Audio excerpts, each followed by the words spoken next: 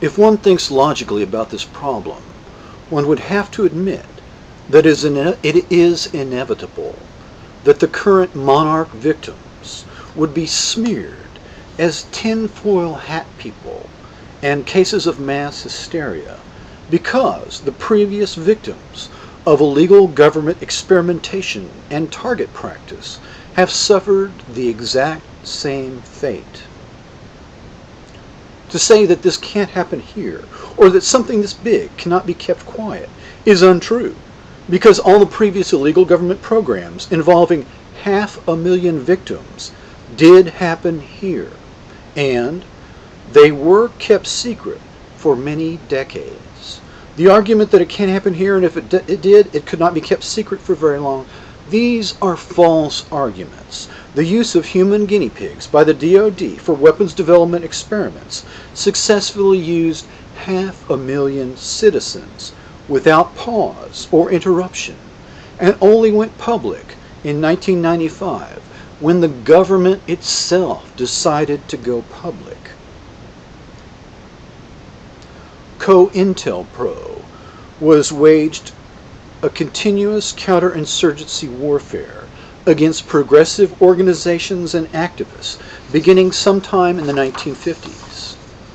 MK-Ultra behavior modification experiments traumatized children and adults, breaking minds and breaking lives without serious interruption from 1953 until the late 1970s, and the full truth has yet to be publicized. These atrocities did happen here. They continued for generations without serious challenge, remaining completely off the public radar.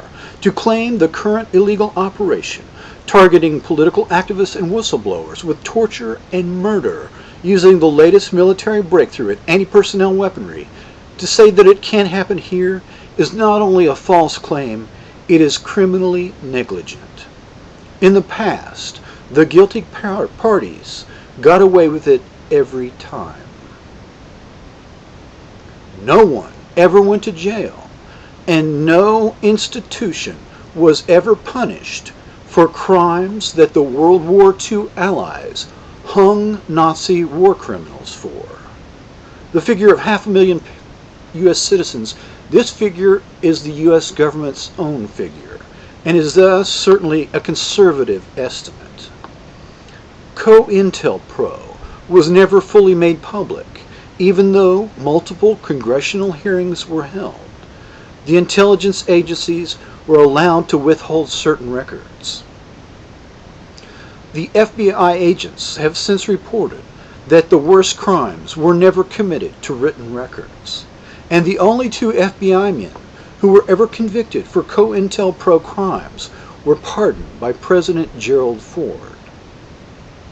MK-Ultra is still largely an unknown, since the hearings focused on only the tip of the iceberg, and the victims have been intimidated into silence and still suffer in the shadows today.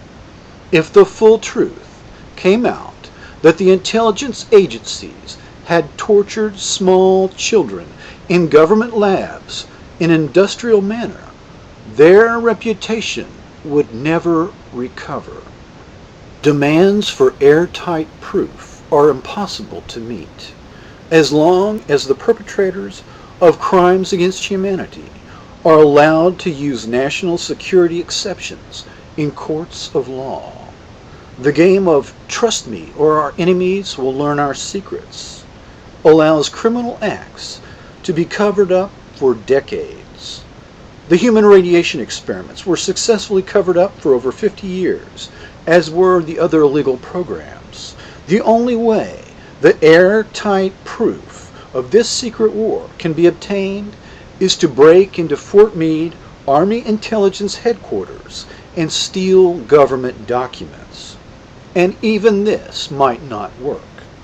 Political activist friends of Abby Hoffman broke into FBI offices and stole COINTELPRO documents and leaked them to the press. Congress held multiple hearings years later, but no one ever went to jail, and the COINTELPRO operations never completely stopped. It just went dark for a few years and then reemerged in the 1980s. To demand airtight proof is unreasonable in the extreme and impossible under the circumstances. One might as well demand spontaneous confessions by mass murderers. Rattlesnakes do not commit suicide. You have to chop off their heads. The case made here presents sufficient evidence of crimes against humanity to convince a reasonable person that these crimes are really happening and must be stopped at all costs. The weapons are proven to exist. There's a prior pattern of criminal behavior. Credible witnesses and victims have testified, and persons of interest are named who have developed these weapons for the Army. They have written about how to use the weapons, advocated using these weapons. They've expressed admiration for previous illegal programs like MKUltra in their public statements. They have been instrumental in moving these classified military weapons into the hands of law enforcement and the Department of Justice. And if that were not enough, these same individuals have participated into a smokescreen cover-up operation. In view of similar programs in the past that went undiscovered and unpunished, a different strategy is necessary. The use of a three-pronged strategy is strongly suggested. First, an independent special prosecutor is needed to investigate these crimes, one without ties to the military or government, and with sufficient time, money, and subpoena power to complete the job. Second, a congressional commission with unimpeded access. They must begin to attack the program simultaneously. Third, a Truth and Reconciliation Commission must hold hearings in multiple locations around the country. And even this may be too difficult. Anti-personnel microwave weapons technology may be too powerful and overwhelming for an ordinary means to deal with, and that recourse through the legal system alone is insufficient to stop these perpetrators. The power to assassinate anyone, anywhere, in a manner that is plausibly deniable may overwhelm our legal system. Perpetrators might even attack national leadership and try to decapitate the government. Military force may be the only sufficient answer to the problem at hand. If this is the case, I recommend that the elite 704th Army Intelligence Brigade, commanded by these alleged perpetrators, be disarmed using the 82nd and 101st Airborne Divisions.